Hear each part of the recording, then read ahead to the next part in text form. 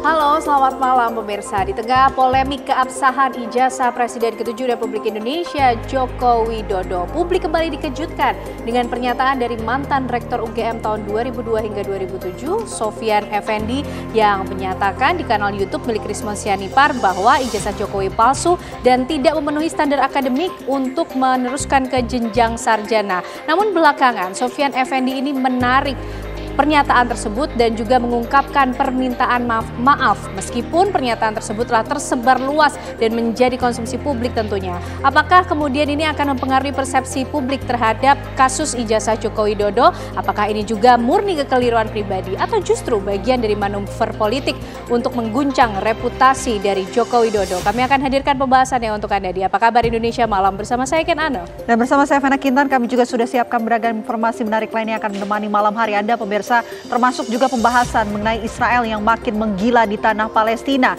Israel kali ini menyerang gereja Katolik di Gaza hingga menewaskan 2 warga sipil dan belasan lainnya luka-luka. Lantas apa yang membuat Israel makin membabi buta menyerang Gaza Palestina? Kami hadirkan pembahasannya untuk Anda di Apa Kabar Indonesia Malam.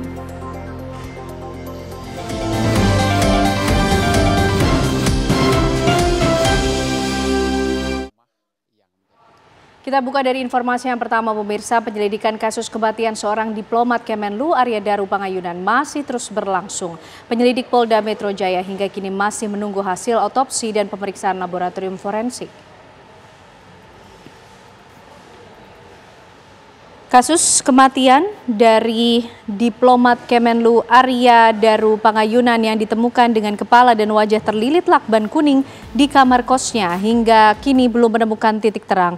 Pihak kepolisian Polda Metro Jaya saat ini masih menunggu hasil pemeriksaan dari laboratorium forensik dan tim psikologi forensik yang membutuhkan waktu minimal 2 minggu sejak sampel pertama diambil. Selain itu, penyelidik juga telah memeriksa 5 orang saksi, mulai dari rekan kerja, penjaga kos, hingga istri korban. Tim penyelidik PMJ menggunakan penyelidikan Scientific Crime Investigation dalam mengungkap kasus kematian Arya.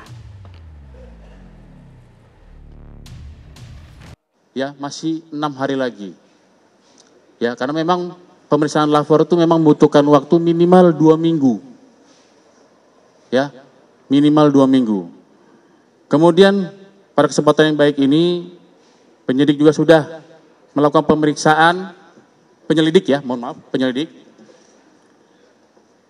terhadap 5 orang, ya, sudah melakukan pemeriksaan terhadap 5 orang.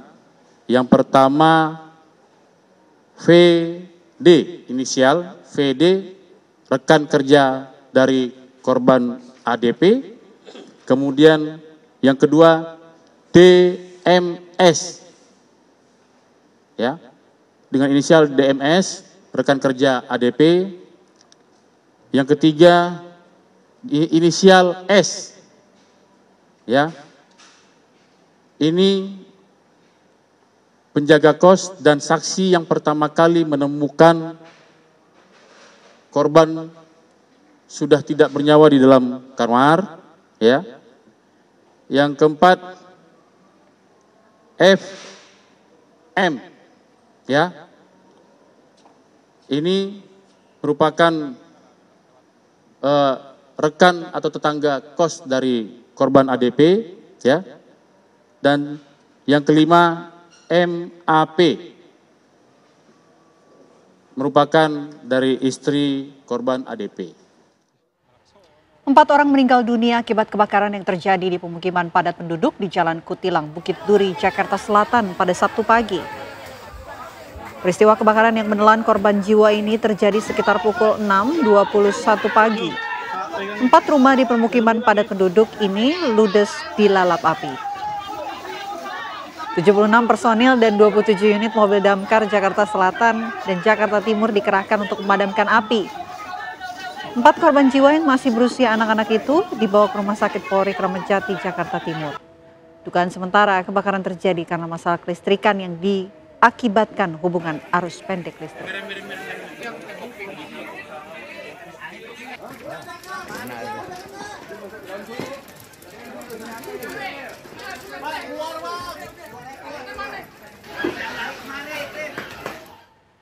Ya, kami ajak Anda pemirsa bergabung dengan rekan kami Yohanes Leonardo yang sudah berada di lokasi kebakaran di Bukit Duri, Jakarta. Selamat malam Ardo, hingga saat ini apa kemudian proses yang masih berlangsung di sana? Ya, Ken dan juga Vena, sebenarnya untuk proses pemadaman sudah selesai sejak pukul 10 pagi tadi. Namun yang perlu dikabarkan adalah dengan total ada 16 kepala keluarga yang terdampak dengan total sampai 46 korban begitu ya yang terdampak. Ini adalah rumah atau TKP terjadinya kebakaran yang dilahap pada pagi hari tadi.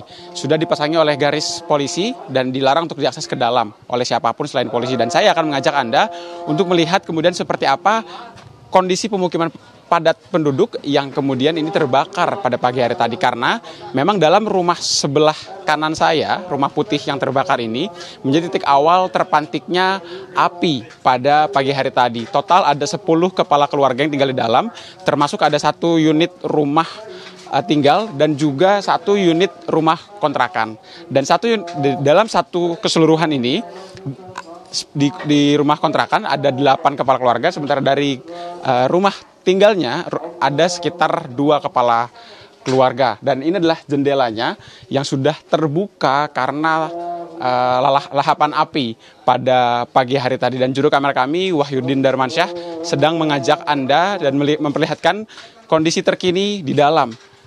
Anda saksikan puing-puing sudah hangus terbakar dan ruangan-ruangan juga sudah menghitam gitu ya karena lahapan api. Dan pemirsa, untuk mengetahui lebih jelasnya kemudian kondisi rumah, saya sudah bersama dengan salah satu warga setempat, Mas Alam. Selamat malam, Mas Alam. Malam. Ya, Mas Alam, boleh diceritakan, ini Mas Alam kan warga di sini nih. Ya. Nah, itu kemudian rumah ini tuh apa sih Mas awal yang meledak kebakaran tuh apa sih awal Mas?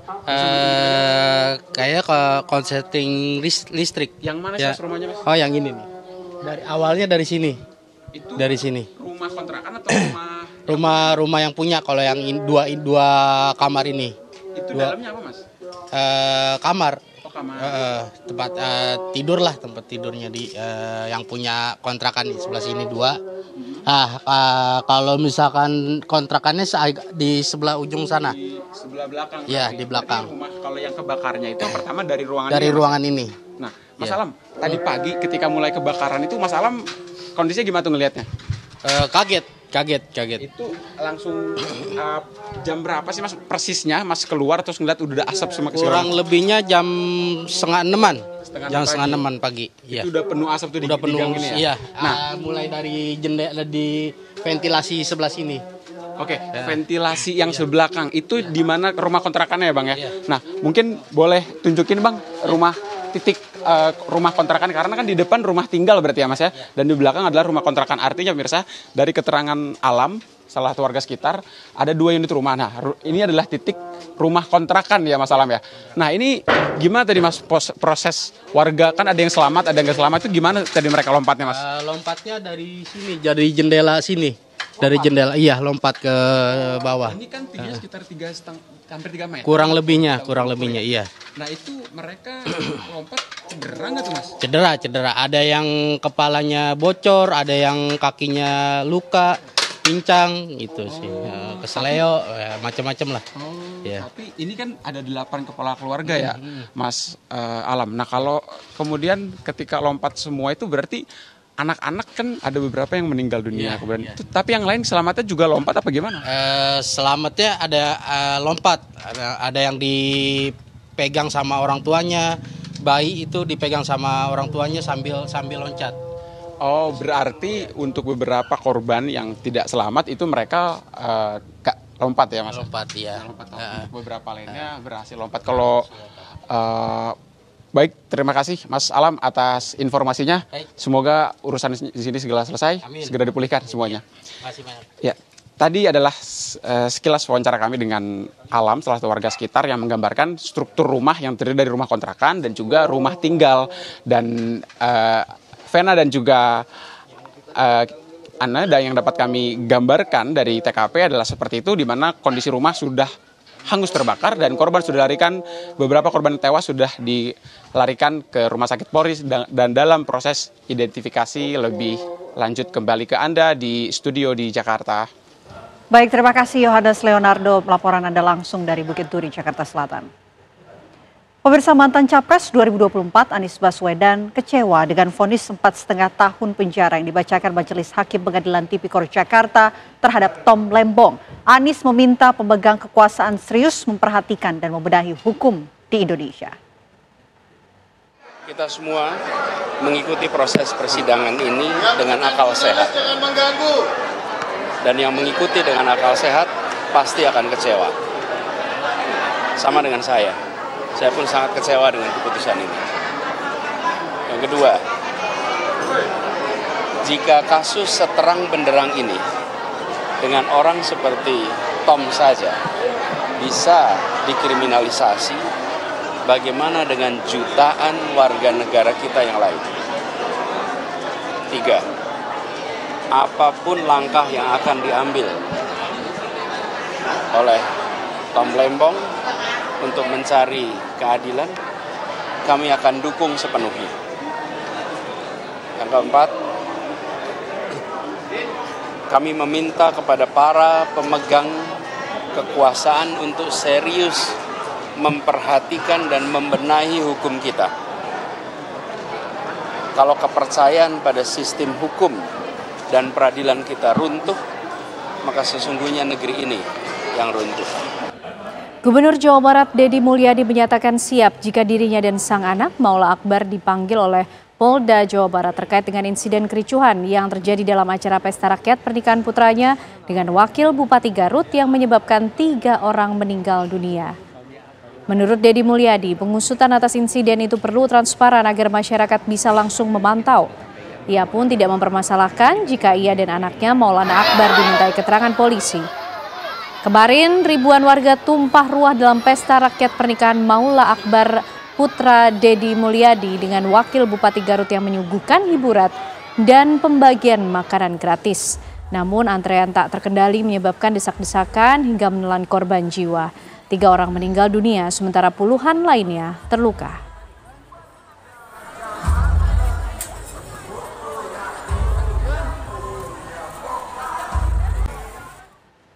Penyelidikan dan pendalaman kasus pesta rakyat maut berujung duka di Pendopo Garut, Jawa Barat dipastikan ditangani oleh Krimum Polda Jawa Barat. Hal tersebut ini disampaikan oleh Kabid Humas Polda Jabar, Kombes Hendra Rohawan. Itu ya bersama dengan dipimpin Pak Wakapolda, ya dengan Direktorat Reserse Umum dan semua PJU, ya termasuk Kabid Humas juga hadir di situ. Nanti akan kita simpulkan apakah nanti penyelidikan ini cukup. Kita akan bawa ke Polda. Nah, tadi Pak Kapolda tadi malam menyimpulkan bahwa untuk kasus ini akan kita angkat ke Polda Jabar. Tentu saja kasus penyelidikan ini berawal dari mana sih kronologis awalnya tuh akan kita tanyakan kepada panitia yang menjadi penanggung jawab ini. Kelompok geng motor merusak serta menjara sebuah warung kelontong 24 jam di Jalan Rawasari, Cempaka Putih, Jakarta Pusat pada Jumat dini hari. Polisi menangkap 2 terduga pelaku.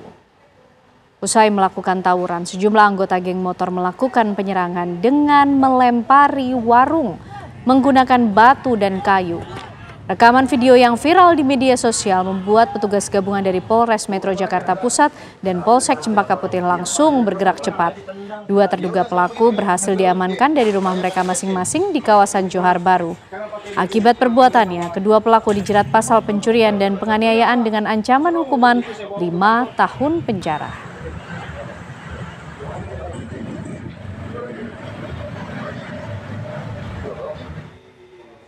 Seorang menantu di Tasikmalaya, Jawa Barat diduga melakukan pembacokan kepada keluarga mertuanya sendiri. 5 korban termasuk bayi mengalami luka serius di bagian tangan, leher, dan kepala. Kelima korban masih menjalani perawatan di RSUD Dr. Soekarjo, Tasikmalaya. 3 diantaranya kritis.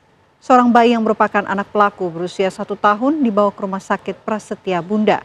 Warga menduga pelaku memiliki riwayat gangguan kejiwaan. Kasus ini tengah ditangani oleh Polres Tasikmalaya Kota. Polisi masih melakukan upaya pencarian terhadap terduga pelaku.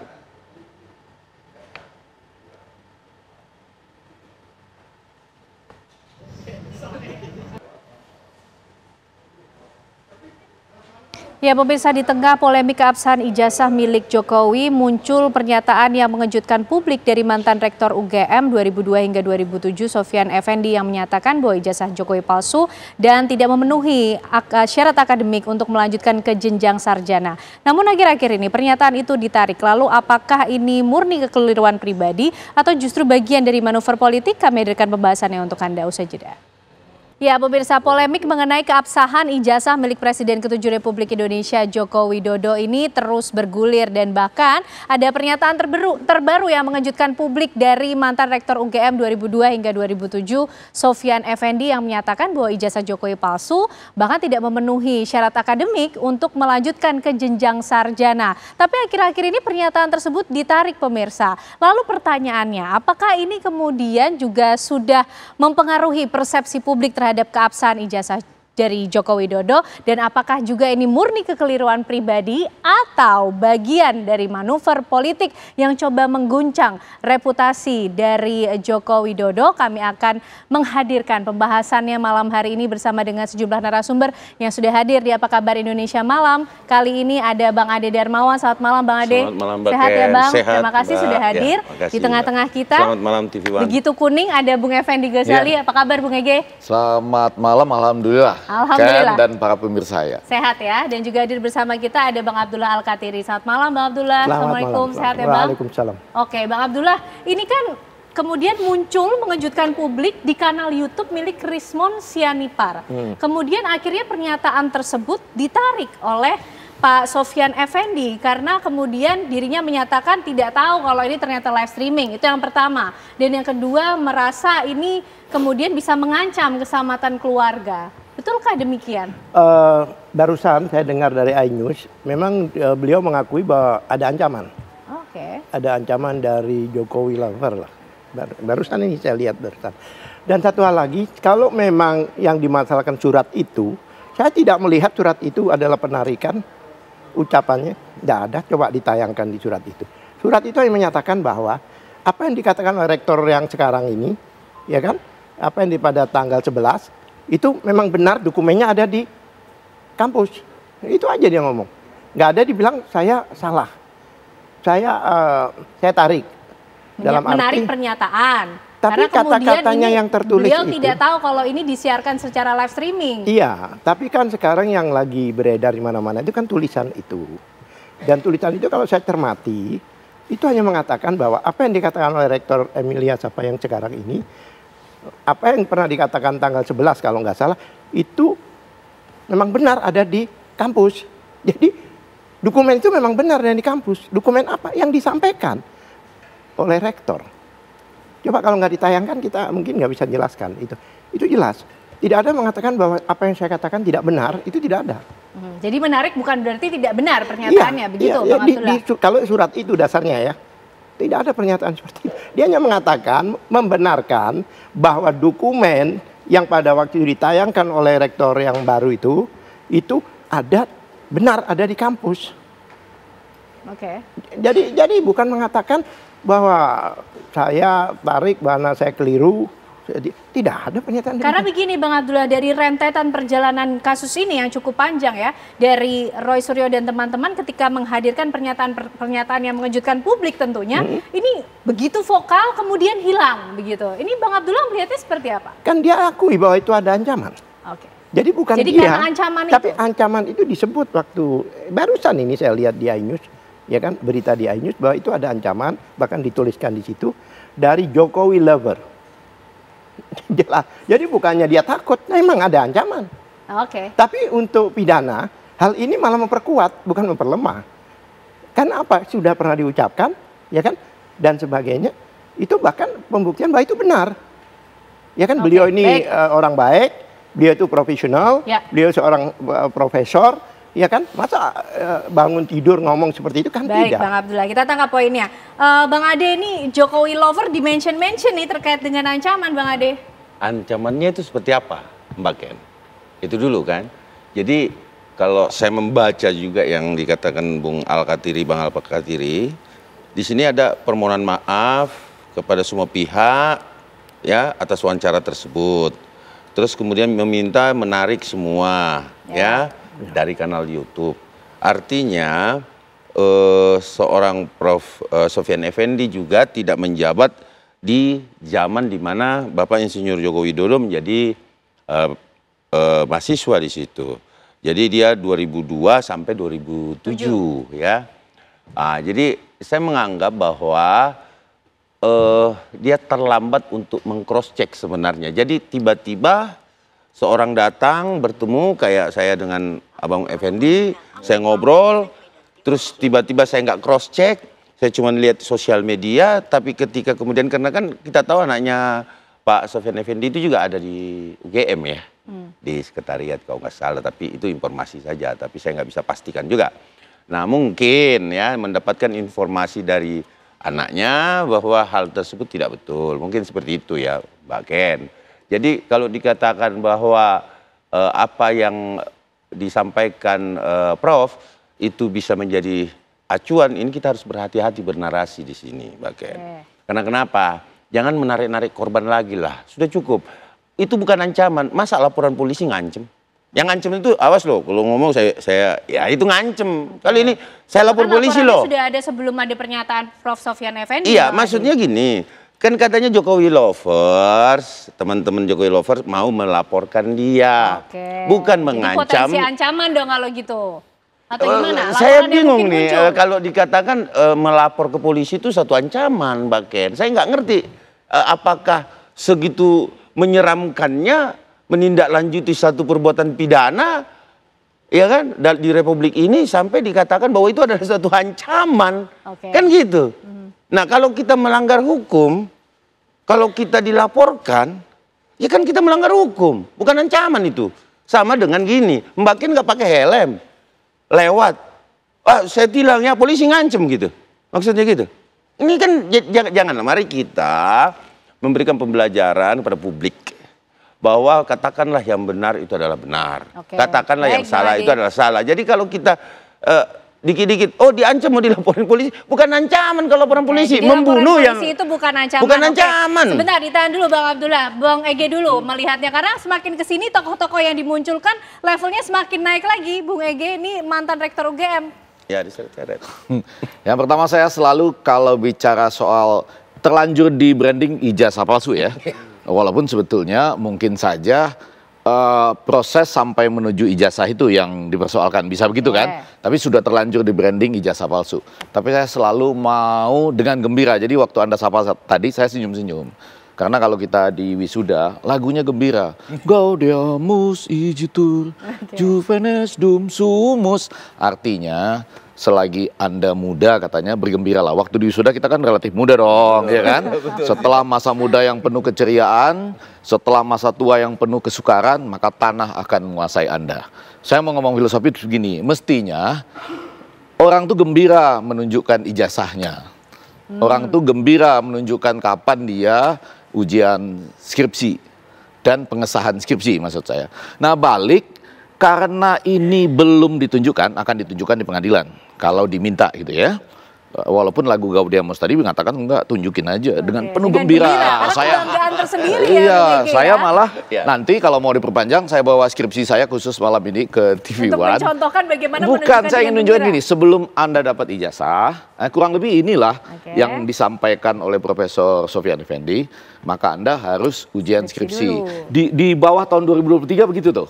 Di atasnya ada katanya proyek akhir dan lain-lain. Tapi, nah pada waktu, pelan-pelan saya tanya sesuatu. Ingat tanggal berapa ujian skripsi? Enggak ya, lupa tanggalnya kan? Tempatnya ingat? Ingat. Ingat dong. Ingat? Ingat dong. Tempat ujian skripsi ingat ya, tanggal lupa.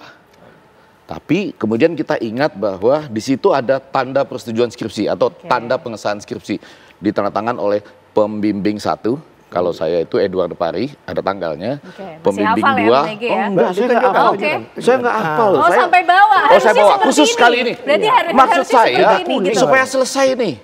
Supaya selesai. Jadi ini saya ini tanda persetujuan skripsi. Panitia pembimbing skripsi tanggal 5 November 90, pembimbing 1 Edward Pari, 6 November 90, pembimbing 2 Mas Maniang, 12 November 90. Kemudian Ketua Jurusan Ilmu Komunikasi Arinto Wati. Yang mau saya katakan adalah ini satu garis lurus.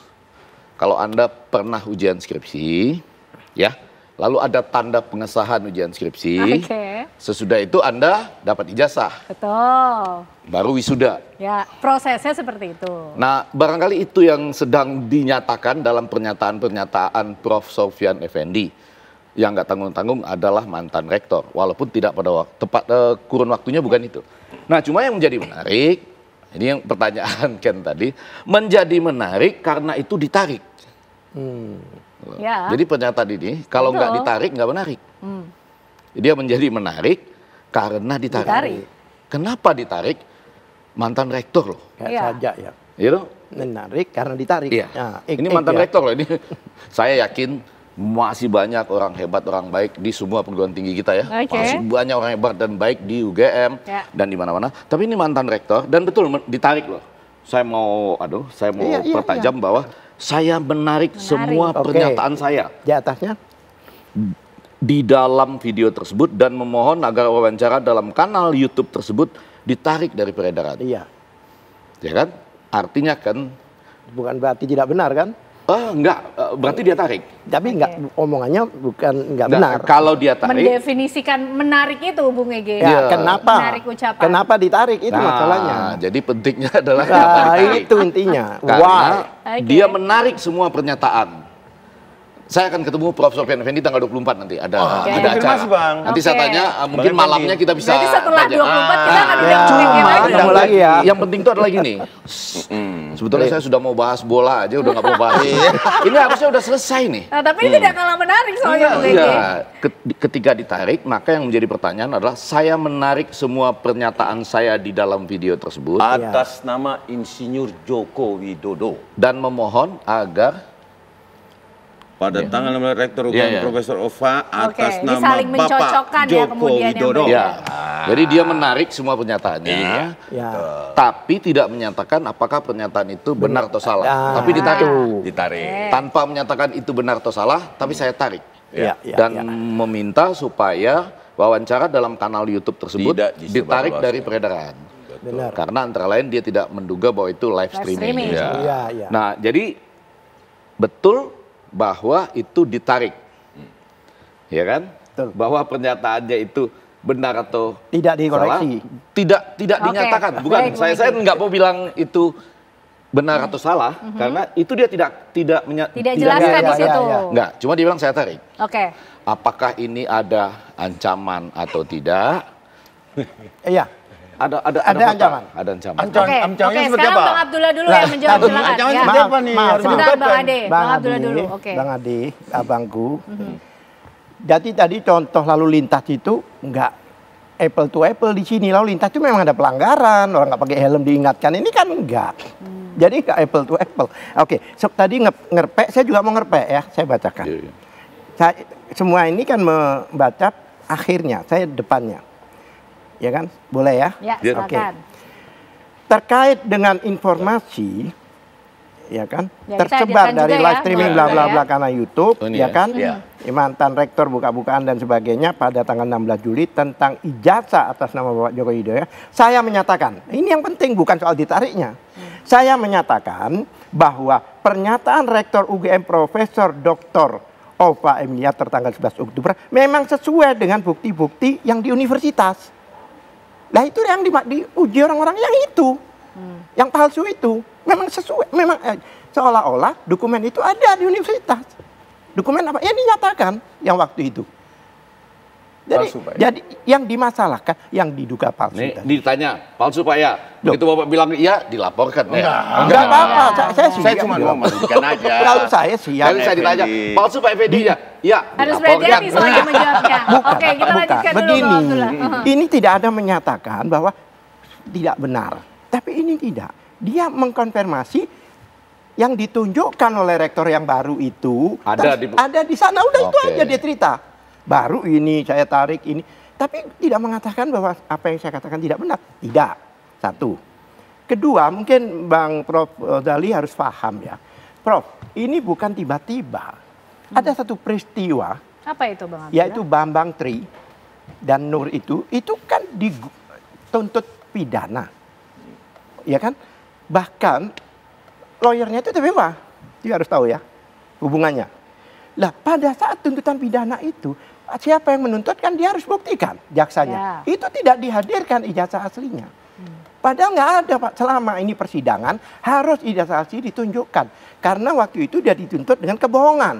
Lah kalau kebohongan yang benar mana? Ini jadi mereka itu diputus 6 tahun berdasarkan asumsi. Ini masalahnya. Tapi Pak Joko Widodo kan mengatakan kalau diminta oleh pengadilan. Nah, penyidik bukan, atau itu pengadilan perdata. akan diberikan. Tapi pidana Sudah awalnya, ditunjukkan. waktu Bambang dituliskan Jokowi undercover yang bukunya terus hilang itu, jadi supaya tahu. Masyarakat ini supaya paham. Di situ itu kan selalu Tidak siapa yang ditunjukkan. dalilkan, dia buktikan. Di dalam pidana itu, apalagi tuntutannya itu, dakwanya itu kebohongan, yang menunjukkan keonaran. Kalau dibilang bohong, kan aslinya harus ditunjukkan. Berarti Siapa tetap yang harus Yang dikejar menuntut, adalah menunjukkan itu ijazah tidak Pak Jokowi seperti yang ditunjukkan oleh Bu Mega tadi. Itulah kenapa, karena di dalam putusan itu TPUA mempertanyakan ke UGM. Ya, ini sejarahnya ya, runtutannya ya. Karena di situ ada 2 warga negara, ya kan? Artinya dihukum 6 tahun. Atas dasar asumsi, bukan atas dasar. Itu adalah contoh kemudian yang coba dihadirkan oleh Bang Abdullah. Akhirnya mereka datang ke UGM mempertanyakan. Siapa? Lawyernya. Karena nggak ada. Kita tangkap poinnya, UGM Bang itu Abdullah. tidak tunduk pada undang-undang keterbukaan publik, yang mana dia harus membuka diri, ya kan? Tidak tunduk dengan pasal 28 ayat F itu. Maka UGM ini kita tangkap poinnya, tapi ditahan dulu. Kita akan lanjutkan perbincangan ini usai jeda pemirsa ya. Jadi bukan tiba-tiba. Baik pemirsa, kembali kita akan lanjutkan pembahasan malam hari ini. Kita sepakat dulu, kita fokus pada apa yang disampaikan oleh Prof. Sofyan Effendi ya, mantan Rektor UGM 2002 hingga 2007 pada pembahasan malam ini. Tapi yang disampaikan Bapak tadi itu historis, jangan ahistoris. Karena kita juga sudah mengikuti kalau semua episode-nya. nuntut harus buktikan gitu loh. Ya, intinya itu kan ya Bung Ege. Tapi Bang Ade, kembali lagi kita mencermati ya kata demi kata yang kemudian dimunculkan dalam surat Pak Sofyan Effendi maupun juga dalam pernyataannya. Menarik bukan berarti pernyataannya itu salah. Gimana Bang Ade? Ya kalau memang benar pernyataannya, ya kenapa ada surat itu? Itu aja dulu. Terus yang kedua, hanya selang beberapa jam gitu loh. Nggak lama. Ya kita gini, jangan kita mengembangkan lagi narasi-narasi yang menyeret-nyeret orang tua kita ini. Artinya cukuplah. Jangan sampai betul-betul dilakukan upaya hukum terhadap Pak Sofyan Effendi. Ini udah tua loh. Sudahlah, come on, berhenti dong. Jangan seret-seret orang. Ngancam nih. Gitu loh. Ya, gini loh. Polisi. Bang, kalau saya... Awas loh Bang, saya lapor polisi. Ancaman. Ini kan aneh. Kalau yang tadi... Yang barusan nadanya nggak ngancam? Ya, saya nggak ngancem. Walaupun ada awas itu tadi. Ya kan, cuman gini. Yang lucu, kalau kita menyampaikan bahwa kita mau melapor polisi, ancaman. Ini yang saya nggak nyampe otak saya, tolong yakinkan saya Bang Effendi. Yang mana bentuk ancaman sebagai seorang pakar komunikasi, Prof. Maksudnya yakinkan saya, yang mana sih ancaman ini? Lapor polisi ancaman? Ataukah mau membunuh orang ancaman? Yang mana sebenarnya nih? Membunuh ancaman.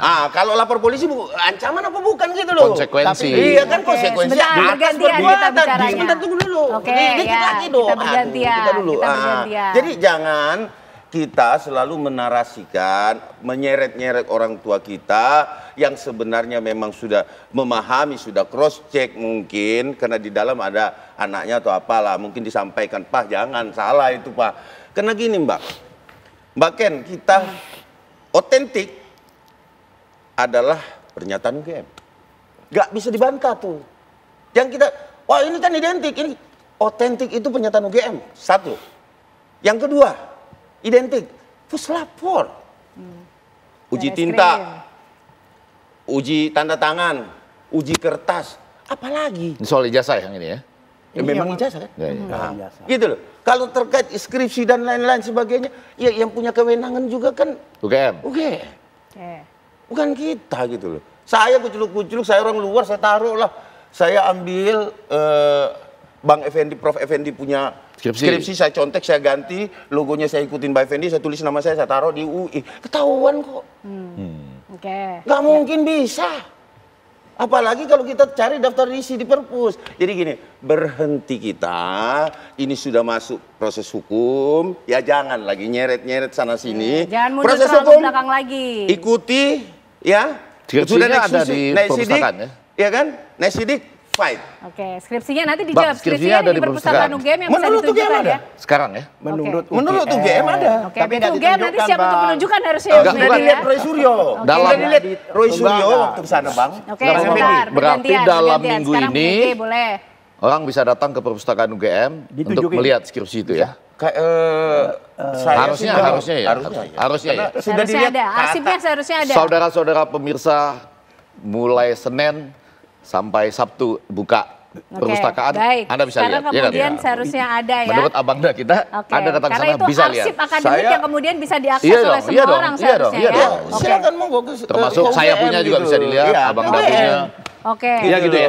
Oke, Bang Abdullah, kita juga ingin kembali lagi ke soal pernyataan Prof. Sofyan Effendi yang menyatakan mengenai menarik pernyataannya karena tidak mengetahui bahwa ini live streaming kondisinya, betulkah Tidak ada menarik demikian? pernyataannya itu, tidak ada menarik dari YouTube itu. Dia mengatakan di situ pernyataan di atas kan jelas. Saya menyatakan itu menariknya pernyataan ada. itu dari kata-kata menyatakan, Ya. bukan kesimpulan. Oke. Saya menyatakan bahwa apa yang dikatakan oleh Rektor Eva Sapa itu yang selama itu udah menarik dari Itu Bang lebih baca, Bang. Coba. Ada kemudian dalam Makanya suratnya saya dan juga katakan, pernyataan coba, dari coba Prof. dibaca. Sofyan Effendi sendiri yang menyatakan bahwa beliau tidak mengetahui kondisinya live streaming pada saat itu. Iya, menarik kan bukan berarti mengoreksi. Oke. Oh, kalau itu setuju. Iya. Cuma bahwa dia tarik ada Iya, kan? tapi alasan dia menyatakan itu, ya kan? Itu kan di awal, itu kan di dalam yang paragraf kan jelas bahwa kenapa dia informasikan bahwa dia yang rektor Tidak dinyatakan benar atau salah, tapi Ya. ditarik iya. satu. Betul. Terus dia katakan Karena itu lahir pemikiran ancaman mungkin, Ya, gitu ya. kemudian- Kalau Bukan banyak spekulasi. Enggak, bukan iya, Bang iya, Mani. karena itu ya. Bang Ben. Enggak, tadi sudah jelas. Oke. saya jelasin. Oke, Bang Abdullah silakan. Di Oke, situ sebentar, Bang Ade, ditahan. menyatakan di awal itu bahwa apa yang dikatakan rektor tanggal 11 apa itu di dokumen-dokumen benar ada di kampus. Ya dokumen itu yang dikoreksi sama orang-orang yang menurut orang-orang ini diduga palsu itu ada di kampus. Datang ke kampus. Bukan aslinya yang dia Bentar, katakan. Bang Ade bergantian. Kita hormati setiap orang yang bicara malam hari ini ya. Ini yang seru ini nih. Oke. Besok bisa datang ke kampus melihat Sekarang gini, skripsinya Bang. Kata Pak Oke. Jokowi. Sebentar, Gitu ya? sebentar. Kata Pak Effendi kan gitu. Iya, iya kan? Ada kan di Oke. suratnya tuh. Betul Oke. ya? Ada di kampus Bang, juga, kan? Mbak. Oke, Bisa lihat gantian ya. skripsi Kita ini di gantian dulu ya, UGM. Bang Abang ya, gantian Bang Abdullah. Iya, oke, silakan Jadi gini, Bang Mbak. Abdullah. Pasal 28 F Undang-Undang Dasar menyatakan bahwa setiap warga negara itu berhak mendapatkan informasi bla bla bla bla. Nah, itu dipertegas di Undang-Undang Nomor 14 2008 Keterbukaan Publik. Itu jelas menyatakan, ya kan? Di situ pasal 1 ayat 3 dinyatakan bahwa yang dimaksud lembaga publik, ya kan? Itu adalah yudikatif, eksekutif, pokoknya yang lembaga-lembaga itu yang dananya dari APBN. Coba lihat sebagian atau Oke. keseluruhan. Ya kan? Itu namanya lembaga publik. Pasal 2 menyatakan, ya kan, lembaga publik ini karena tadinya itu adalah dokumen pribadi, begitu digunakan untuk melamar persyaratan menjadi presiden atau pejabat, Kepala itu daerah, menjadi maksudnya. pejabat publik. Pasal 2 jelas coba dibaca di itu. Oke. Pasal 2 itu adalah dokumen publik dan pasal 4 mengatakan bahwa rakyat berhak mengakses, memahami informasi. Itu tidak dilakukan oleh UGM. Seharusnya ditunjukkan. Sudah bersidang nggak Bang? Kan itu kan belum ada persidangan. Oke. Ke Komisi Iya, itu kan enggak. Informasi Daerah sampai Komisi Padahal Informasi dengan Pusat. tidak dilakukannya Tidak itu, dilakukan. baik itu KPU maupun UGM, itu sudah melanggar Undang-Undang Dasar Oke, dan baik. Undang-Undang. Oke, kita tangkap lagi poinnya di situ. Ini kemudian begitu banyak kontroversi, Bung Ege, Iya, dalam iya, iya. perjalanan kasus keabsahan ijazah Jokowi. Bung Ege tentu mengikuti juga episode dari ngikutin, awal. Menurut ngikutin. Bung Ege, kontroversinya ini core-nya Undang-Undang di mana Keterbukaan Publik utamanya? Kalau Undang-Undang Keterbukaan Informasi Publik tadi, saya setuju prinsip-prinsipnya. Cuma kenapa nggak diteruskan? Kalau diteruskan, sampai misalnya UGM tidak mau menunjukkan, maju ke Maju, Komisi Informasi Komisi Daerah, Informasi. terus lagi ke Komisi Iya, Informasi itu Pusat. sudah dilakukan dan Sampai oleh Komisi Informasi Pusat. Sebentar. Di mana? Oleh sebab itu, karena Di mana tidak dilakukan, terbuka di mana? pada waktu 2 orang warga negara Iya, iya. dihukum gara-gara itu, Iya. maka dilaporkan. Oke, baik. Enggak, itu sampai di situ ya, saja, oke. Bu Ege. Itu harusnya lanjut aja sampai Lanjut. Komisi Informasi Tapi Pusat. laporannya Nanti dihentikan. Komisi Informasi Pusat akan mengatakan, oh ternyata itu informasi publik. Iya. Harus diperlihatkan. Harus Ijazah itu baik dalam konteks pengadilan ataupun karena pernah dipakai untuk mendaftar jadi kepala daerah. Yang kedua nih, saya kalau ada yang ngajak bicara soal Keterbukaan. ijazah palsu ini, sebetulnya ijazah lah gitu ya. Saya selalu gembira, ketawa-ketawa saya. Kenapa, Bu? Karena gaudeamus igitur, juvenas dum sumus. Kalau punya ijazah liatin, senyum. Sesimpel Termasuk itu juga, aja gitu sesimpel ya. itu, termasuk juga skripsi. Hati-hati loh. Orang bisa punya ijazah kalau yang pertama ada bukti diterima kuliah, ada pengumumannya ya. Yang kedua ada teman-teman kuliah. Yang ketiga harusnya ada tadi ujian skripsi. Ya kan? Bahkan ada KKN katanya. Katakanlah ujian skripsi saya ambil ditambah dengan ada foto wisuda. Jadi buktinya sebetulnya banyak sekali. Bukan yang mau saya katakan setelah saya mengikuti Prof. Sofyan Effendi, tapi saya harus ketemu dia lagi tanggal 24. Kurang lebih dia mengatakan ini belum sampai ke ijazah karena ada sesuatu yang kurang di situ. Nah, barangkali nggak diancam ya, nggak kan, ini pelan-pelan loh ini. Saya nggak laporkan. Saya cuma mau mengatakan ini, barangkali yang perlu ditunjukkan sekarang, sebelum ijazah tuh yang sudah dikorek-korek, identik, apakah otentik dan lain-lain, tanggal berapa ujian skripsi orang pasti lupa ya kita ya. Tapi tempatnya di mana, tanda tangan pembimbing 1, kalau kami dulu ada pembimbing 2, lalu tanda tangan ketua jurusan. Kalau itu ada dan kabarnya besok bisa dilihat. Menurut teman-teman ini pengacara di perpustakaan UGM hari Senin besok jam 10. Ijazah ada di perpustakaan? Enggak, saya skripsi aja dulu ya. Skripsi ya.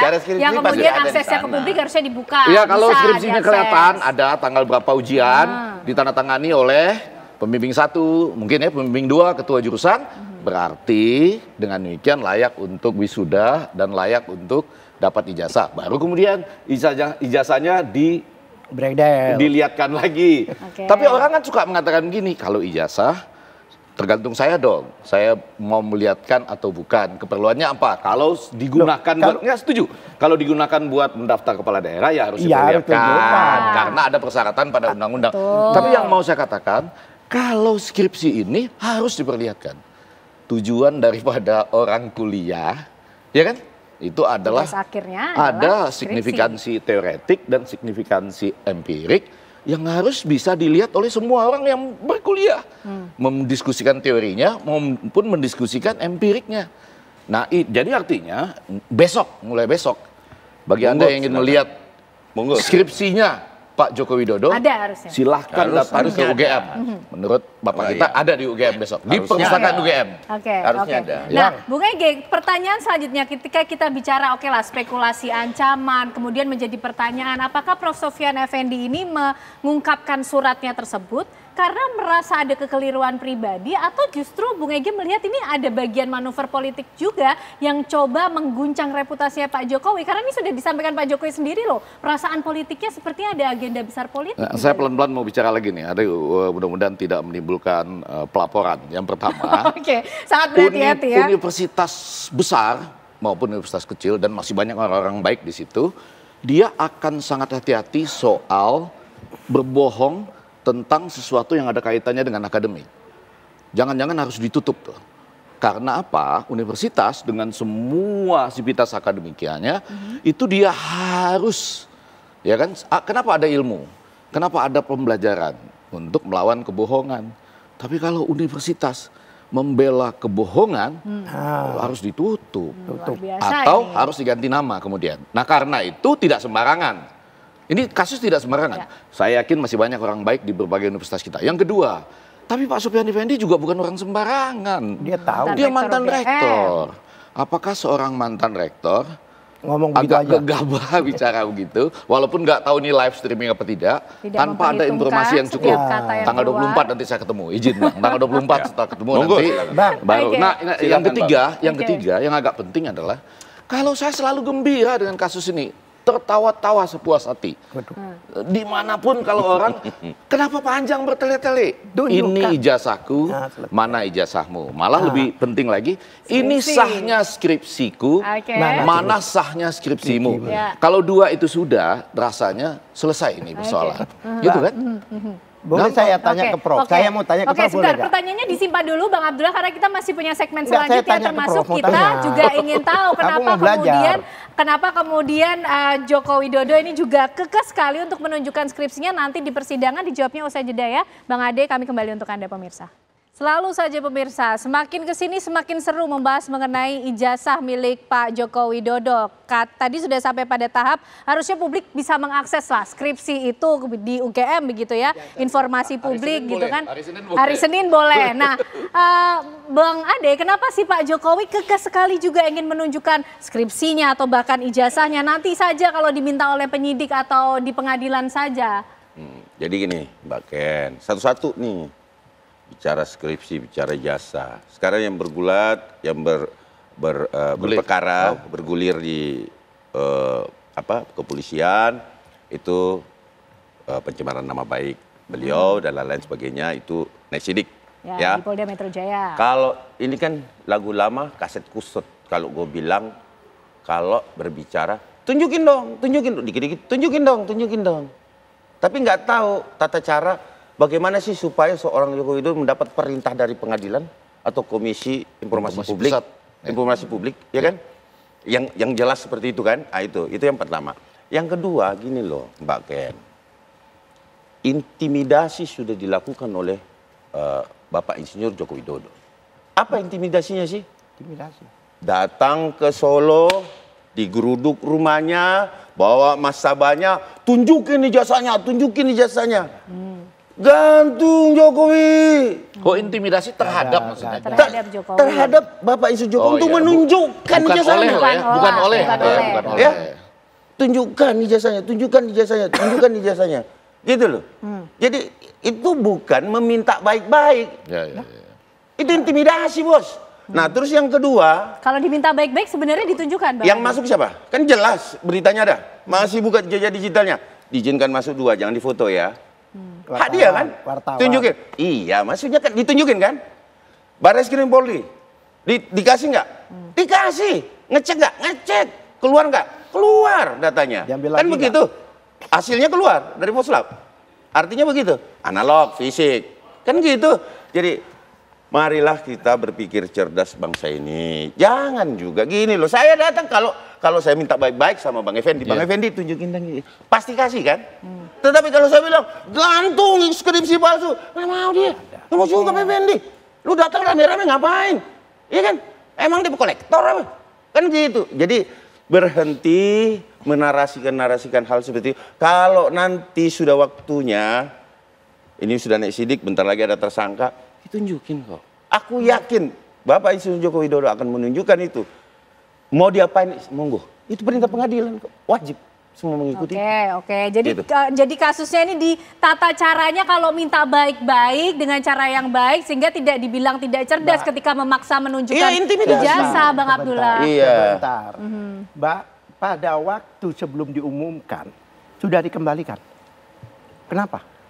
Di Barreskrim biasanya ya? Kalau barang bukti taruh narkoba. Kenapa dikembalikan? Bahkan tidak disita. Kembali lagi. Loh, memang begitu. Kembali lagi. Harusnya disita. Harus disita. Kalau disita itu nggak boleh diambil sampai selesai. Ini sudah diambil kembali. Kemarin itu baru apa ya? Unit apa namanya? Lab Force dikasih. Kemarin tuh gelar perkara khusus. Ya. Semuanya ada. Konon kabarnya katanya ada UGM pada waktu sampai jam 2 UGM itu nggak ada. Begitu kita sudah selesai, ternyata waktu gelar internal ada UGM. Ya. Nah, ini menarik. Kemudian kan seharusnya ditampilkan. Kami berpikir awalnya bahwa gelar khusus ini ijazahnya kita bahas bareng-bareng. Ini tidak, nggak ada. Ijazahnya tidak ditunjukkan. Jadi kayak dialog TV kayak gini. Nah, ini kan aneh. Gelar perkara khusus itu bahkan dinyatakan oleh ketua pimpinan gelar itu bahwa gelar perkara khusus salah satu pertimbangannya karena sudah menjadi isu nasional. Dikatakan nggak ada. Jadi ekspektasinya kalau sudah isu nasional harusnya ijazahnya dihadirkan. Itu tidak ada. Makanya begini nggak ada yang mau loh, Mbak. Egy Sujana waktu itu mau walk out, saya tahan. Jangan Bang. Ini mau walk out. Dia bahkan bilang, ini gelar nothing, dia bilang gitu. Dia mau walk out. Oke. Kenapa? Nah, pertanyaan saya bukan cuma sama Jokowi. Kepolisian pada gelar perkara itu yang kami harapkan dia menunjukkan ijazah tidak ditunjukkan. Satu. Terus seharusnya ditunjukkan Perkap dilanggar oleh mereka. Dalam Perkap sendiri, Perkap nomor 10 tahun 2009, saya hafal banget, ya kan? Dalam pemeriksaan laboratorium itu ada syarat. Syarat itu formil maupun teknis. Teknis itu kalau senjata ini formil. Formil itu satu harus wajib dikatakan situ. Satu, ada permintaan. Dua, harus ada laporan polisi. Ini belum ada laporan, masih Dumas. Itu berarti yang kan nggak ada. Kemudian kita jadi tahu apa yang kemarin berlangsung di ada BAP. Singkat, Bang Abdullah. Iya, ini singkat banget. Ini BAP. Ini berita acara pemeriksaan. Itu pemeriksaan saksi dan tersangka. Tersangka itu pada akhir itu nggak ada. Terus itu tadi penyitaan. Nah, terus lagi pembanding yang 3 itu harus otentik juga. Udah dilaporin kan? Udah dilaporin kan? Udah bukan laporin. Udah dilaporin digelar kemarin pada waktu saya mau sebut. Udah dilaporin nggak? Ditahan. Sebentar. Ini karena apa? Kalau ini kan udah Bapak lakukan. Kalau dibicarakan identik, palsu sama palsu identik. Apakah ini sudah diuji 3? Baik. Belum tentu. Baik. Bung Ege, kemudian momentumnya kapan harusnya ini Pak Jokowi menunjukkan skripsinya, ijazahnya? Pertama, masih sangat banyak orang baik di berbagai kampus itu, termasuk UGM. Juga ini masalah bisa terjadi di mana-mana lah, universitas lain juga bisa, ya ada dokter dan sebagainya. Yang kedua, yang mau saya katakan, harusnya lagi-lagi masalah ini diselesaikan dengan penuh kegembiraan. Saya kalau dipanggil televisi manapun soal ini, saya penuh senyum dan mengingat kalau ada saya di wisuda, Gaudeamus Igitur Juvenes Dum Sumus. Mana ijazah, mana skripsi perlihatkan. Yang ketiga, ada cara yang menurut saya agak keliru tadi, yaitu Undang-Undang Keterbukaan Informasi Publik itu diciptakan, kami juga ikut mendorong dulu, baik untuk menjawab perdata maupun pidana. Jadi artinya sekarang belum terlambat untuk memohon kepada UGM, lalu nanti ada jarak waktunya 7-10 hari, kemudian memohon kepada, kalau tidak dijawab, sampaikan ke Komisi Informasi Daerah, yaitu di Yogyakarta. Sesudah itu bersidang di Komisi Informasi Pusat, sehingga bisa diberikan jawaban. Ini harus diperlihatkan kepada publik, karena pernah dipakai pada waktu pengajuan pilkada. Dan tidak ditunjukkan. Nah itu sehingga dengan demikian harus diperlihatkan. Nggak bisa lagi orang mengatakan, saya kalau perintah pengadilan aja baru saya perlihatkan. Tidak bisa. Nah itu, yang mau saya katakan terakhir itu adalah begini, yang menjadi menarik adalah kalau ini sebelum adanya perintah dari Komisi Informasi Pusat nanti misalnya, itu kalau ijazah mungkin orang bisa bilang, ngapain lihat-lihat misalnya ya, katakanlah demikian. Tapi kalau skripsi enggak. Karena dalam konteks ilmu di suatu kampus, dia menjadi bahan pembelajaran. Ada signifikansi empirik dan signifikansi teoretik yang dipelajari tidak hanya oleh orang di kampus itu, tetapi oleh orang-orang di kampus-kampus lain. Bahkan sekarang sudah gampang dilihat secara online. Dan tadi Abang Dakita mengatakan besok mulai hari Senin Anda bisa lihat ke UGM ya. Maksud saya begini, Bang harusnya ada ya. Harusnya ada. Jadi kalau di perpustakaan UGM besok lihat, kemudian kita bisa lihat seperti yang saya Senin punya. kita rame-rame ke Jogja berarti nih ya. Oh iya boleh. Nanti kita lihat, kita akan lihat. Ajak TV One. Tanda persetujuannya ditandatangani oleh pembimbing 1 tanggal berapa, pembimbing 2 kalau 2 pembimbingnya, dan ketua jurusan tanggal berapa. Nah dengan itu ada, mungkin salah satu persoalannya sudah selesai. Ya, sebelum nanti sampai ke soal. Tapi kalau ini nggak ada, artinya nggak ada di perpustakaan aja, entah ada di mana, kemudian tanggalnya juga nggak lengkap, cuma ditulis tahun, loh tuh masalah loh. Orang ujian skripsi dari 1 Januari sampai 31 Desember. Fontnya juga beda. Saya nggak sampai ke font lah gitu ya. Belum sampai font ya. Saudara-saudara sekalian, ada kesempatan datang ke perpustakaan UGM mulai hari Senin, jam buka perpustakaan, lalu lihat skripsi Pak Joko Widodo. Harusnya ada di situ. Karena itu adalah sumbang ilmu teoretik maupun empirik bagi seluruh bangsa Indonesia dan civitas akademika internasional. Luar biasa. Betul, sepakat. Merdeka. Kan nanti kemudian hari Senin kita akan bisa melihat skripsinya Pak Jokowi di UGM. Silakan. Jam berapa sih bukanya? Nanti kita searching ya. Jam 10 ya? Iya.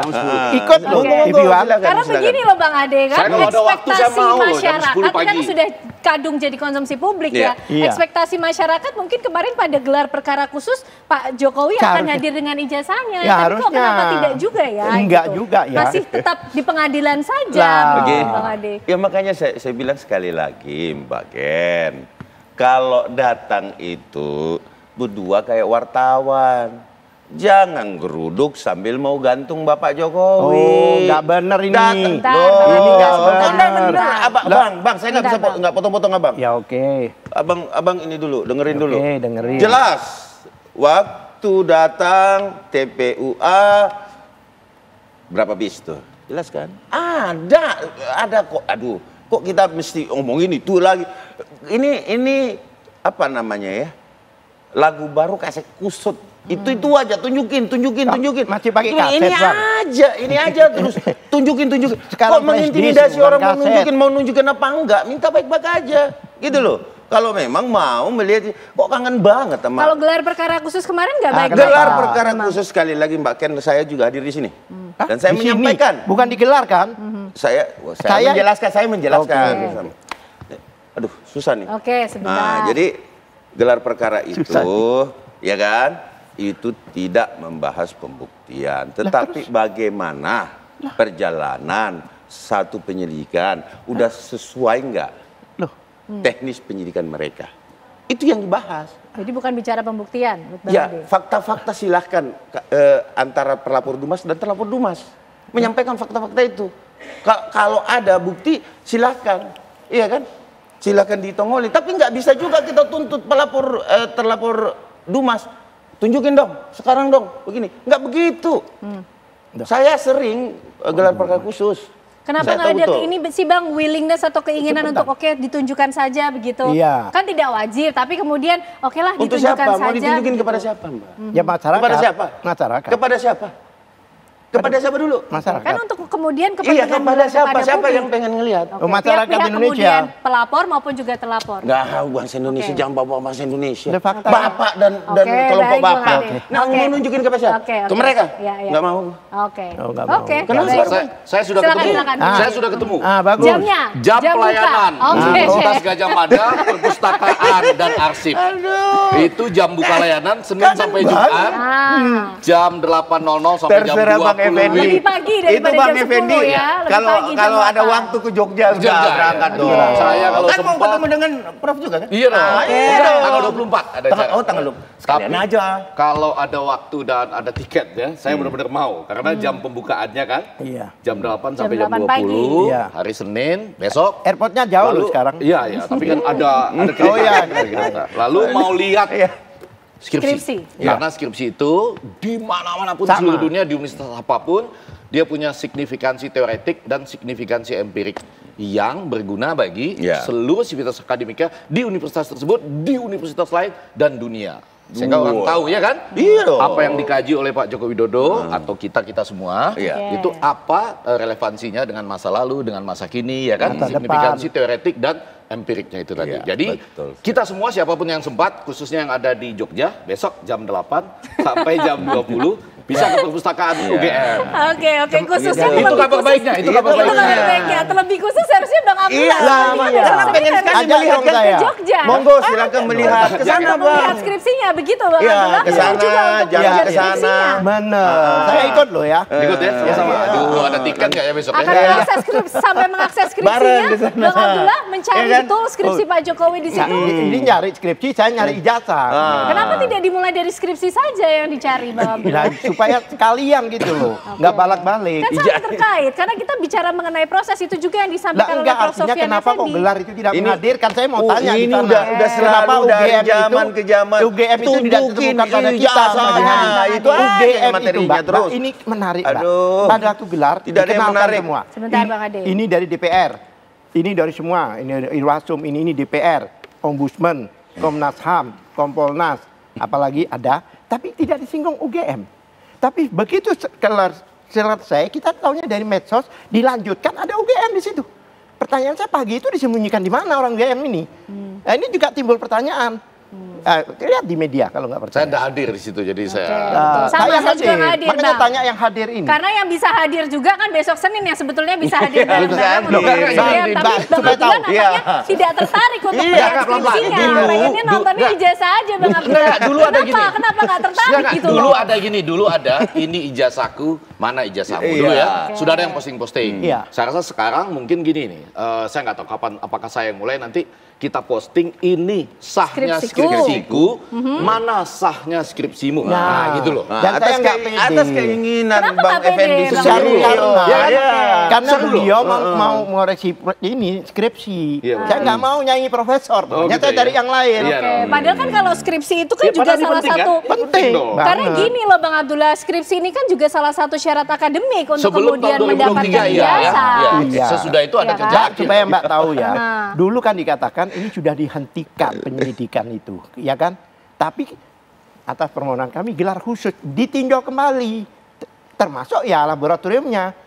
Kami berharap, aduh, habis kita lihat skripsinya gitu, kita pikir gak ada, zong. Kemudian paparan dari polisi sama paparan dari lawyernya Jokowi, substansinya mirip-mirip. Saya bilang apa ini belajar bareng atau gimana gitu? Mirip-mirip.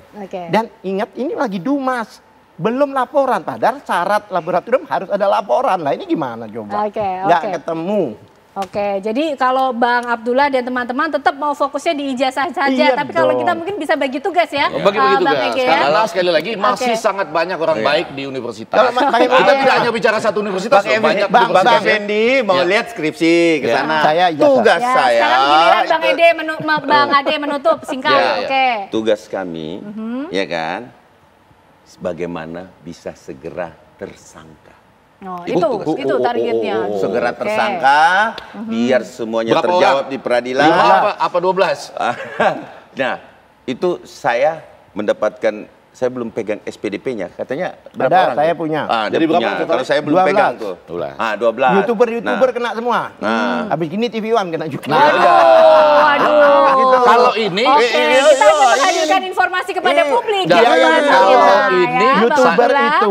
Kalau yang ini saya mau kalau boleh nutup tapi silakan. Kriminalisasi. Tergantung dari pembawa acara. Pasti gini. Saya mau bilang gini. Kriminalisasi kalau kasus pemalsuan skripsi dan ijazah semakin ditutup-tutupi, semakin panjang, semakin dalam terperosoknya. Nggak ada titik keluar, percaya saya. Karena secara akademis, universitas ataupun para dosen dan sivitas akademika itu menciptakan kebenaran, melawan kebohongan. Dia tidak boleh menciptakan kebohongan. Ada konsekuensinya bagi nama baik universitas dan lain. Tentu saja kita nggak bisa melihat satu kasus ini ya, ada kasus disertasi dan lain sebagainya lah gitu. Tapi yang mau saya katakan, ini kalau ditutup-tutupi dengan cara gali lubang, tutup lubang, tidak ada ujungnya, percaya saya. Semakin dalam terperosok. Itu aja. Baik, tidak ada ujungnya kan, tapi ini harus ada ujungnya pembahasan malam ini ya. Terima kasih malam hari ini Bapak-Bapak semuanya. Kita tunggu nanti bagaimana hasil pertemuan Bang Ege dengan Prof. Sofyan Effendi tanggal 24, tapi nanti Senin mungkin kita bisa bareng-bareng ke Jogja. Kirim salam buat yang jaga perpustakaan. Kita nanti coba cek skripsinya Pak Jokowi di UGM. Kirim salam buat yang jaga perpustakaan di UGM. Siap-siap Senin siapa tahu besok teman-teman dari seluruh Indonesia ada yang datang mau melihat skripsinya Pak Jokowi Dodo di perpustakaannya. Terima kasih Bapak-Bapak semuanya. Bang Ade, Bung Ege, Bang Abdullah, terima kasih malam hari ini sudah bergabung bersama kami di Apa Kabar Indonesia Malam. Dan kami pemirsa akan kemudian hadir dengan informasi yang berkaitan dengan Kongres PSI. Usai jeda untuk Anda. Anda kembali menyaksikan Apa Kabar Indonesia Malam, pemirsa. Kaisang Pangarep terpilih sebagai Ketua Umum Partai Solidaritas Indonesia periode 2025-2030 dalam Kongres digelar Solo, Jawa Tengah hari Sabtu.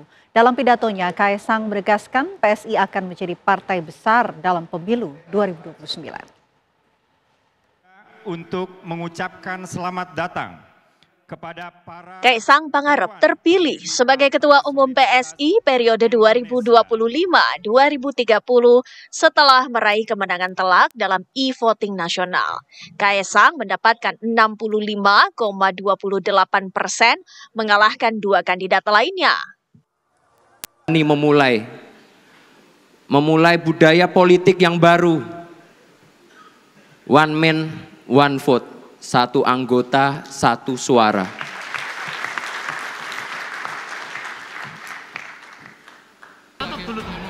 Caketum nomor urut 1 Ronald Sinaga meraih 22,23%, sedangkan kandidat nomor urut 3 Agus Mulyono Herlambang meraih 12,49%. Kaesang menegaskan soliditas PSI pasca pemilihan ketua umum. Dalam pidato politiknya, Kaesang meyakini PSI akan menjadi partai besar pada pemilu 2029. Tepuk tangan. Izinkan juga saya meminta maaf yang sebesar-besarnya kepada seluruh anggota kader PSI karena saya gagal membawa partai ini masuk ke Senayan. Tapi ingat, di 2029 nanti kita akan menjadi partai yang diperhitungkan.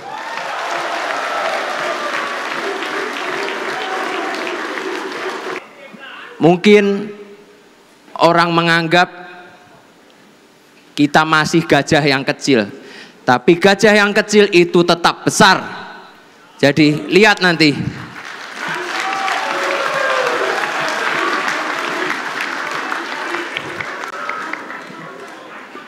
...2029 kita akan menjadi partai yang besar.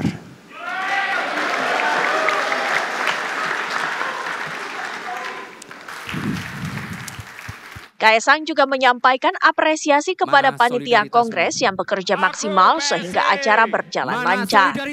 Dari Solo, Jawa Tengah, tim TV One mengabarkan. Gajah!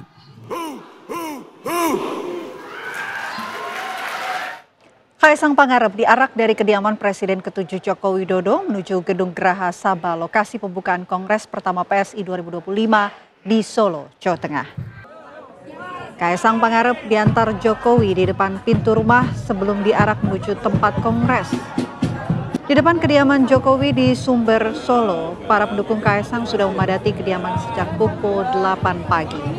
Saat Kaesang keluar rumah sekitar pukul 10, ratusan pendukungnya bersorak dan bernyanyi.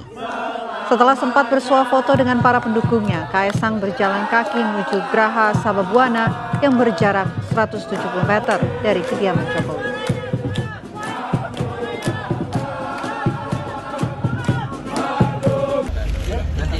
Nanti setelah pengumuman ada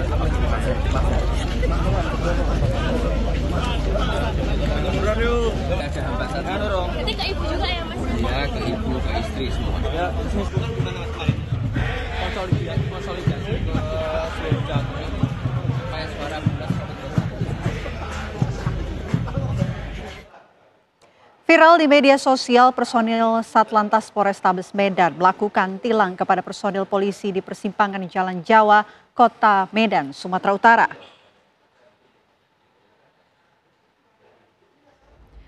Dalam rekaman video yang beredar, tampak personil polisi dari Polsek Medan Timur diduga tidak terima ditilang oleh personil Satlantas Polrestabes Medan.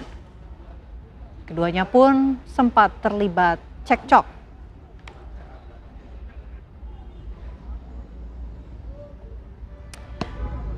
Wakasat Lantas Polrestabes Medan, Kompol Budiono Saputro menyebutkan awalnya sepeda motor milik anggota Polsek Medan Timur tersebut dipakai oleh keluarganya. Saat berkendara, keluarga dari anggota Polri tersebut melanggar lalu lintas sehingga dilakukan penilangan oleh personil Satlantas yang sedang melakukan patroli operasi Patuk Toba 2025. Kemudian pelanggar lalu lintas itu memberitahu kepada pemilik sepeda motor yang merupakan anggota polisi. Namun usaha anggota polisi tersebut untuk bebas dari tilang tidak berhasil. Personil Satlantas Polrestabes Medan tetap memberikannya surat tilang.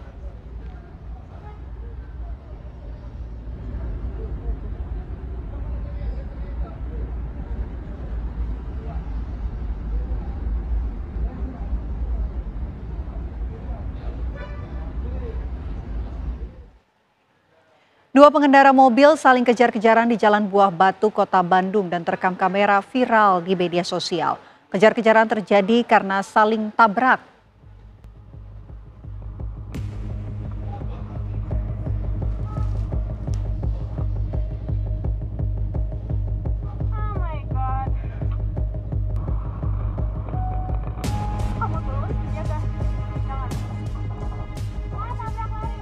Inilah rekaman video yang memperlihatkan dua mobil terlibat aksi saling kejar-kejaran di tengah padatnya lalu lintas Jalan Buah Batu, Kota Bandung. Diduga akibat selisih paham di jalan, kedua pengendara tampak tidak mau mengalah hingga akhirnya salah satu kendaraan menabrak mobilnya. Usai video ini viral, polisi langsung melakukan penyelidikan dan berhasil mengidentifikasi serta mengamankan kedua pengemudi dan kemudian dipertemukan di kantor polisi. Dalam pertemuan ini, pihak kepolisian unit Gakum Lantas Polrestabes Bandung, kedua pengendara ini sepakat untuk berdamai. Mereka juga mengakui kesalahan dan berjanji tidak akan mengulanginya lagi.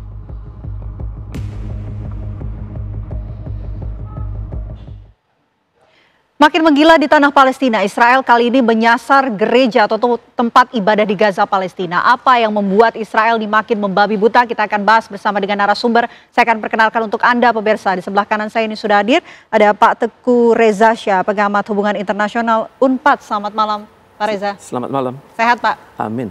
Di sebelah Pak Reza ini sudah hadir Mas Agung Nurwijoyo, pemerhati Timur Tengah dan juga pengajar hubungan internasional Universitas Indonesia. Selamat malam Mas Agung. Selamat malam Mbak. Sehat Mas Agung? Alhamdulillah sehat. Oke, saya pertama mau ke Pak Reza terlebih dahulu. Pak Reza, kali ini yang disasar oleh Israel ini adalah tempat ibadah Pak, gereja Katolik yang ada di Gaza, Palestina. Apa sebetulnya misi utama dari Israel? Ini suatu serangan yang luar biasa. Secara teori dia akan hindari itu. Karena sudah sangat banyak masjid-masjid yang dihancurkan, dibom maupun dari atas maupun dari bawah. Ini gereja kan. Gereja ini merupakan simbol dari masyarakat Katolik dan juga Ortodoks. Dari jumlah penduduk Gaza saat ini 2 juta orang, itu kalau masyarakat Katolik dan Ortodoks itu per hari ini 1.500 orang.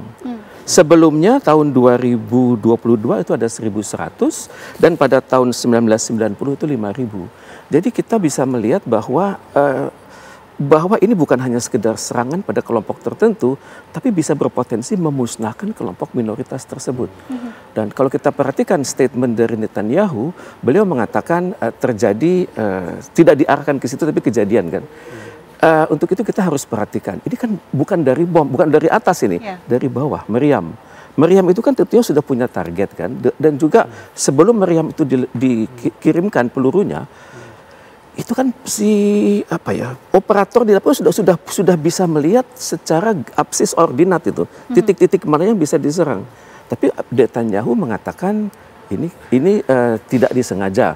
Saya mencoba melihat lebih dalam kenapa hal ini bisa terjadi ya. Dan untuk itu saya mencoba melihat bagaimana media massa Israel mengamati hal ini. Saya mencoba merujuk ke bulan April tahun ini di mana di media Haaretz itu mengatakan sangat besar bulan April ya, sangat banyak warga tentara yang mengalami post traumatic stress disorder. Jadi juga di antara mereka banyak yang bunuh diri dibandingkan kenyataan sebelum 7 Oktober tahun 2003 dan sekarang. Itu angka bunuh diri itu menaik. Kemudian juga stresnya tinggi dari para serdadu tersebut, terutama sekali pada hari-hari besar keagamaan, hari-hari besar nasional, dan saat mereka teringat pada keluarga mereka. Kita melihat juga banyak serdadu-serdadu itu yang baru sekali bertempur, rehat sebentar, kembali lagi. Jadi banyak sekali yang mengundurkan diri. Nah, jadi dari sini kita bisa menduga ini penyelidikan dari tim Netanyahu sedang berjalan ya. Tapi patut diduga itu mungkin operator-operator di lapangan itu stres karena mereka melihat banyak teman-teman mereka yang meninggal. Kemudian juga mereka banyak yang meninggal, kemudian pada saat diisolir itu benar-benar nestapa dan mengatakan akan bunuh diri. Udah dikasih kanseling, akhirnya bunuh diri juga. Psikologis ataupun mental ini sangat terganggu ya begitu. Betul. Jadi dikhawatirkan tahun 2030 nanti itu akan ada 100.000 serdadu Israel mengalami post traumatic stress disorder. Jadi ini yang mungkin menjadi pelajaran bagi seluruh dunia. Mohon mendidik tentara masing-masing itu secara benar, memperhatikan mereka ketahanan psikologis, ketahanan mental, ketahanan fisik. Karena mereka melihat saben hari kan darah, air mata, nestapa. Mereka lihat saben hari akan ada terjadi goncangan fisik kan. Melihat ada anak yang meninggal, bagaimana anak saya nanti begitu. Jadi ini yang terjadi saat ini dan tampaknya Netanyahu sedang bekerja keras agar post traumatic stress disorder ini bisa berkurang. Tapi Netanyahu kan ingin bertahan terus kan. Semakin lama dia bertahan semakin baik, dan untuk itu ya tampaknya kejadian seperti ini mungkin terjadi lagi. Oke, baik. Saya mau ke Mas Agung kalau gitu. Mas Agung, kalau kita tahu perundingan di Doha sampai saat ini kan belum juga ada hasil ya. Betul. Apakah ini terjadi? Ada kabar juga mengatakan perundingan belum mencapai kesepakatan. Betul. Karena memang Presiden Amerika Serikat Donald Trump menolak adanya gencatan senjata. Apa sih yang sebetulnya terjadi? Nah, saya melihatnya begini, Mbak. Jadi dalam proses gencatan senjata tersebut kan memang poin 60 hari akan dilakukan gencatan senjata sementara itu sebenarnya sudah jadi lebih sepakat lah. Yang kedua juga pertukaran sandera sebenarnya juga sudah disepakati. Tapi yang tidak menjadi poin kesepakatan kedua belah pihak Hamas dengan Israel khususnya di Doha itu adalah poin permintaan dari Hamas. Hamas awalnya kan ada 3 permintaan pokok ya. Ya, permintaan pertama perihal masalah seingat saya ada Gaza Humanitarian Foundation, ya lembaga bantuan kemanusiaan yang memang satu-satunya mengurus urusan masalah bantuan sekarang ada di Gaza itu dihapuskan dan diganti dengan lembaga yang lain yang lebih independen. Ya, karena selama ini justru lembaga tersebut digunakan, bahkan Tom Fletcher kepala kemanusiaan PBB itu juga menyatakan bahwa keberadaan Gaza Humanitarian Foundation itu lebih digunakan Israel sebagai alat politik dan alat militer. Karena banyak 700 orang tewas dan segala macamnya. Terus yang kedua, ini perihal masalah pertukaran sandera, itu sudah kurang lebih disepakati. Yang ketiga, yang sebenarnya juga menjadi poin adalah masalah garansi. Hamas yang meminta adalah kalau bisa ada garansi bahwa tidak ada lagi bentuk pelanggaran terhadap gencatan senjata yang disepakati. Tapi 3 poin ini kemudian ditolak oleh pihak Israel. Nah, yang sekarang kemudian yang berkembang adalah yang kemudian saya dengar bahwa Hamas juga mengajukan bahwa sekarang mau 50, awalnya kan 10 orang tawanan plus 18 yang sudah tewas akan dikembalikan secara bertahap. Tapi permintaan tawaran Hamas sekarang adalah sudah dikembalikan semuanya, tapi exchange-nya ada pertukarannya adalah dengan mendapatkan permanent ceasefire. Nah, poin permanent ceasefire ini yang dari awal sebenarnya Israel tidak mau menerima. Ditolak oleh Israel. Israel dari awal tidak mau menerima poin permanent ceasefire. Karena permanent ceasefire sebenarnya akhirnya akan potensi backfire untuk Netanyahu sendiri. Tapi kita akan melihat bahwa sebenarnya di sini keinginan Netanyahu adalah dominan. Netanyahu yang diinginkan oleh Netanyahu dalam poin kesepakatan dengan Hamas adalah sifatnya dominan. Yang diinginkan poinnya adalah selain masalah 60 hari dan segala macamnya tadi, itu adalah perihal bahwa Hamas ini harus dilucuti senjatanya. Dan yang kedua, pemimpin Hamas harus keluar dari wilayah Gaza. Buat Hamas itu tidak bisa diterima. Itu buat Hamas sulit juga. Ya, seperti itu. Jadi memang ada kesulitan. Makanya strategi yang kemudian digunakan oleh pihak Israel adalah melakukan serangan yang lebih membabi buta. Kalau yang sekarang kita dengar 1-2 hari terakhir perihal masalah serangan ke gereja Katolik. Sebenarnya gereja Katolik itu kan bukan gereja pertama ya. Sebelum ada gereja Ortodoks yang kemudian dihancurkan oleh Israel. Nah, belum lagi kemudian 3-4 hari terakhir kita juga mendengar isu perihal masalah humanitarian city yang akan dibangun sebagai satu bentuk, kalau bahasanya Ehud Olmert itu adalah sebagai camp konsentrasi. Bahkan menggilanya Israel ini di kawasan Timur Tengah, dia membuka front baru gitu ya. Perang di Suriah gitu ya, dengan memberikan sedikit sokongan terhadap kelompok Druze gitu ya. Jadi ini sesuatu hal yang memang Israel tidak menginginkan instabilitas di kawasan. Itu menjadi poin yang kemudian akan setidaknya dalam beberapa hari terakhir kita lihat dalam poin tersebut. Israel tidak menginginkan adanya instabilitas di kawasan ya. Betul. Poin menarik dari Mas Agung. Tapi Pak Reza, kalau kita lihat ini kan perundingan juga masih alot. Sebelumnya sempat ada titik terang bahwa yang disampaikan oleh Donald Trump, gencatan senjatanya akan setujui Hamas. Tapi nyatanya sampai sekarang juga makin sulit begitu untuk mencapai gencatan senjata. Apa sih yang sebetulnya diinginkan oleh Israel dalam perundingan antara Hamas dan juga Israel? Israel itu kan sadar gitu, masa kerjanya Netanyahu ini semakin singkat. Pengamat mengatakan makin singkat, tapi dia mengatakan kalau bisa singkat sekalipun energi saya harus habis-habisan. Kalau kita perhatikan Netanyahu berpidato di lingkungan ruangan kerja, di belakang itu ada peta. Peta itu peta Timur Tengah, tapi itu sebenarnya adalah peta dari Israel Raya. Dia ambisi itu ya, Israel Raya. Israel Raya antara Sungai Nil sampai Efrat. Di negara-negara Timur Tengah yang kita lihat selama ini itu sudah masuk dalam target dari Israel Raya. Palestina, Lebanon, Mesir, Suriah, bahkan Turki, bahkan nanti ujungnya Irak dan sebagian Arab Saudi. Jadi ini target mereka. Jadi walaupun mereka babak belur di lapangan, mereka tetap mencoba menghidupkan tungku itu. Di kalangan masyarakat Israel mulai timbul keyakinan hanya Netanyahu yang bisa membawa kita ke Israel Raya tersebut. Jadi juga kita bingung selama ini. Di satu sisi demo anti Netanyahu besar, tapi pada saat mereka ditanya kemungkinan Israel masa depan bersama Netanyahu, lebih dari 50% juga berpikir juga ya. kami setuju beliau di situ. Oke. Jadi inilah yang terjadi. Perang terbatas mungkin masih bisa ditolerir, tapi ide besar itu jangan pernah sampai hilang. Greater Israel. Dan untuk itu figur yang kuat sekarang yang Netanyahu. Ehud Barak nggak sekuat itu, Ehud Olmert juga nggak sekuat itu. Netanyahu bisa bertahan lama. Dan tampaknya selama Netanyahu masih menunjukkan komitmennya untuk itu, maka Amerika Serikat akan bersama dia, dan negara-negara Uni Eropa ya akan tetap banyak yang menolak mengakui kemerdekaan Palestina. Dan kita melihat Amerika Serikat itu seringkali presidennya belum menjawab, tapi kelompok-kelompok garis keras di sana ada namanya itu AIPAC, American Israel, ya. Kemudian ada juga Military Industrial Complex. Mereka itu yang hidup dari kejadian perang. Semakin banyak perang itu maka perusahaan-perusahaan besar itu semakin berjaya, dan otomatis pajak juga besar kepada negara. Menarik yang apa yang dikatakan oleh Pak Reza, bahwa yang targetkan Israel adalah sebetulnya membentuk Israel Raya tersebut. Nah, negara-negara di kawasan Timur Tengah ini ada yang menjadi target dari terbentuknya ambisi Israel Raya tersebut. Apakah konflik ini kemungkinan bisa juga akan meluas ke negara-negara kawasan? Kita akan bahas usai jeda. Apa kabar Indonesia Malam akan kembali untuk Anda sesaat lagi. Anda kembali menyaksikan Apa Kabar Indonesia Malam. Kita lanjutkan diskusi kita, Mas Agung.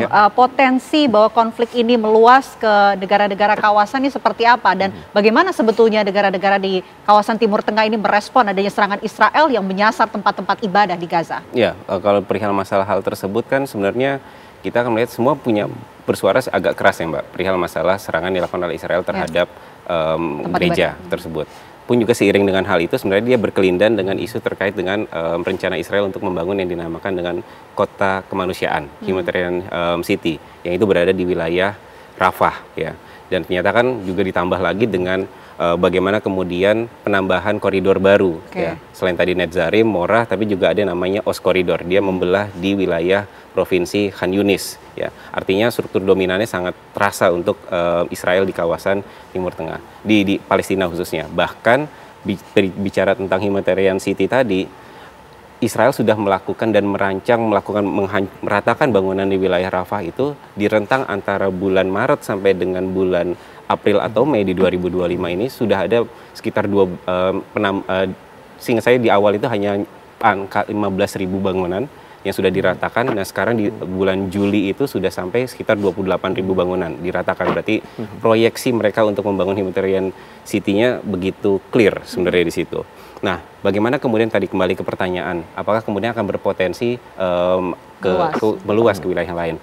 Sebenarnya 1-2 hari terakhir sudah ada sinyalemen tersebut. Ya, bagaimana kemudian Israel sendiri yang sebenarnya membuat bahwa perang itu tidak hanya terfokus hanya di Gaza, tapi juga ada di Suriah.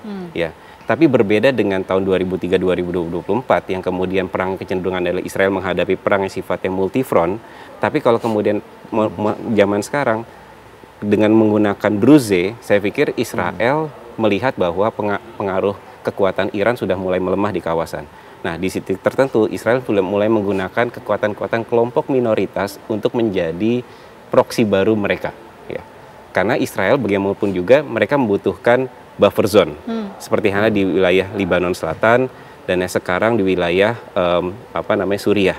Yang menarik adalah ketika kita melihat bahwa pasca Ahmed al-Shara ini memimpin Suriah, khususnya Bashar al-Assad turun, itu dalam waktu 96 jam Israel langsung masuk ke wilayah Golan. Wilayah Golan itu mereka punya perjanjian sebenarnya Israel dengan Suriah. Namanya Disengagement Plan Agreement, di tahun 74. Nah, pasca Assad jatuh, Israel merasa bahwa perjanjian itu sudah selesai. Jadi makanya Israel kemudian masuk ke situ. Padahal itu pelanggaran teritorial, ya. Tapi dalih Israel mereka membutuhkan semacam buffer zone yang cukup luas, itu ya. Dan bahkan sekarang menggunakan kelompok Druze, bilang adalah ini untuk melindungi kelompok minoritas dan segala macam. Padahal banyak cerita yang kemudian bahwa menyebutkan kelompok Druze ini juga mendapatkan keuntungan. Jadi achievement mereka dapat, bahkan yang kedua juga mereka orang-orang Druze yang tinggal di wilayah Golan itu dan wilayah selatan Suriah itu mendapatkan akses untuk visa kerja untuk di Israel seperti itu. Nah, artinya ada fragmentasi yang diciptakan oleh Israel agar Suriah ini kembali bergejolak gitu kan. Tapi untungnya adalah kemudian kemarin misal Turki berusaha memberikan langsung tekanan kepada beberapa pihak lewat interlokutornya, dan akhirnya ada ceasefire di wilayah selatan Suriah. Jadi kondisinya sudah deeskalasi. Apa sebetulnya misi utama serangan acak di Timur Tengah? Ada juga yang mengatakan bahwa Netanyahu ini sebetulnya banyak kasus, sehingga langkah ini dilakukan untuk menghindari hal tersebut. Tepat sekali. Di saat memang kita berhadapan dengan informasi yang sangat misterius ya. Kadang-kadang Times of Israel suaranya menunjukkan pro Netanyahu. Kemudian media yang lain menunjukkan sisi negatif dari Netanyahu. Jadi ini persis seperti teori disampaikan oleh Sun Tzu ya dalam bukunya The Art of War. Biarkanlah orang lain menebak-nebak sehingga mereka tidak bisa memiliki keputusan yang tepat bagaimana menghadapi Israel tersebut. Tapi dari penjelasan Pak Agung tadi itu kelihatan sekali semakin banyak krisis yang di luar Israel itu baik bagi dia. Karena perhatian dunia itu akan terpecah-pecah, dan pada saat itu dia akan melakukan hal-hal yang secara teori namanya divide and rule. Satu, pecah-pecah, diadu eksekutif dengan legislatif, diadu generasi muda dan generasi yang lebih tua. Kemudian semangat giroh kebangsaan itu diganggu dengan hal-hal yang materialistik. Ini kalau kita baca Zionist Protocol ya, di antara lain adalah itu, kemudian juga mengupayakan terlahirnya kepemimpinan yang lemah. Sehingga kepemimpinan yang lemah itu bisa diperas di kelak kemudian hari dan diadu oleh pemimpin-pemimpin yang siap dimunculkan lagi oleh rezim Zionis tersebut. Jadi ini adalah skenario yang sedang terjadi saat ini, dan tentunya kalau kita berpikir dari Indonesia, idealnya mereka membangun suatu ketahanan regional seperti ASEAN itu semakin jauh karena tidak mungkin mereka saat ini memiliki zone of peace, freedom, and neutrality, tidak mungkin. Kemudian juga tidak mungkin menciptakan suatu Middle East nuclear weapon free zone juga tidak mungkin. Jadi ke depan saya pikir selama Israel masih diperintah oleh seorang Netanyahu, maka Timur Tengah tidak akan aman. Terutama sekali kalau dia berbicara dengan wartawan di belakang peta Israel Raya. Itulah target masa depan dia. Salah satu alasan ini Netanyahu kan kemarin juga sempat bertemu ya dengan Trump. Apakah ini juga bisa dikatakan bahwa jaminan yang sebelumnya disampaikan oleh Trump ini kemudian tidak terakomodir sehingga gencatan senjata ini tidak bisa terwujud, Mas Agung? Saya pikir ini masih terus berjalan ya Mbak ya. Trump memang menyatakan hal tersebut, tapi memang ada beberapa keinginan Netanyahu yang ternyata di lapangan tidak mudah untuk dicapai titik temunya, khususnya dengan kelompok Hamas seperti itu. Nah, itu menjadi satu permasalahan krusial sebenarnya dalam konteks kesepakatan gencatan senjata tadi. Tapi saya kemudian melihat memang kedatangan Netanyahu ketika ke Amerika Serikat itu juga ada kepentingan perihal masalah tadi disebutkan, perihal masalah kepentingan secara pribadinya. Ya, karena memang ada beberapa urusan di pengadilan yang memang dihadapi, kasus 1.000, 2.000 dan kasus 4.000 yang kemudian dihadapi oleh Netanyahu. Artinya secara personal dia memang pengen selamat secara urusan politik. Di sisi yang lain memang sebentar lagi ada pemilu juga gitu ya. Jadi memang dia tetap berusaha untuk mempertahankan eksistensinya sebagai insan politik di Israel seperti itu. Dan polanya memang cenderung kalau kemudian sekarang perangnya selesai, gencatan senjata usai, kemudian Hamas tetap ada, itu justru kerugian politik buat Netanyahu. Makanya tadi saya sempat menyebutkan backfire untuk Netanyahu secara domestik. Karena publik domestiknya menginginkan untuk selesai perang. Tapi permasalahannya adalah Netanyahu ini tergantung oleh kelompok-kelompok koalisinya. Ya kan, termasuk salah satu dua yang paling ekstrim adalah keberadaan Smotrich dan Itamar Ben-Gvir gitu ya. Yang kemudian mereka benar-benar sangat pro terhadap harus perang secara terus-menerus. Bahkan kecenderungannya adalah akhirnya kita menyebutkan perpetual war ya. Jadi perang yang tiada akhir. Itu yang kemudian diinginkan. Yang kita tahu kan kemarin Israel telah menyerang tempat ibadah gereja Katolik yang ada di Gaza. Apa langkah berikutnya yang akan dilakukan Israel? Skenario jika gencatan senjata ini tidak juga terwujud. Yang pertama adalah pemulihan nama baik ya. Tentunya Israel tidak mau negara-negara Uni Eropa itu fokus kepada kasus pemboman atas gereja tersebut kan. Itu yang pertama. Pada saat yang sama juga Israel mencoba agar tidak banyak negara-negara Uni Eropa yang mendukung pendirian Palestina. Kemudian juga Israel akan melakukan operasi-operasi di perbatasannya. Dengan Lebanon akan jalan terus, dengan Suriah jalan terus, dan untuk itu kita akan berhadapan juga dengan perang informasi yang terus-menerus. Sehingga dunia terlena dan pada saat dunia fokus pada satu titik tertentu, seperti yang Pak Agung katakan tadi, dia melakukan sesuatu hal yang tidak kita duga. Apa yang kita tidak duga tersebut ya tidak mustahil ya. Penyerangan baru, mungkin lagi melakukan preemptive strike terhadap Iran, karena saat sekarang rezim di Iran masih percaya bahwa Amerika Serikat tampaknya masih mencoba di tengah-tengah begitu, masih bisa menahan Israel, tapi kita tidak tahu hal-hal yang misterius bisa terjadi. Baik, tentu kita terus pantau bagaimana konflik ini berlangsung. Mudah-mudahan apa yang dilakukan Israel ini tidak terus melukai warga Gaza di Palestina. Terima kasih atas waktunya Pak Reza. Terima kasih atas waktunya Mas Agung. Apa kabar Indonesia Malam? Ya pemirsa, diskusi tadi sekaligus menutup perjumpaan kita di Apa Kabar Indonesia Malam. Saya Vena Kintan. Ya, dan saya Ken Ana pemirsa, pamit undur diri. Sesaat lagi program Kabar Utama akan hadir menemani Anda bersama dengan Felicia Melinda. Kami dari Apa Kabar Indonesia Malam pamit. Terima kasih, selamat malam. Sampai jumpa.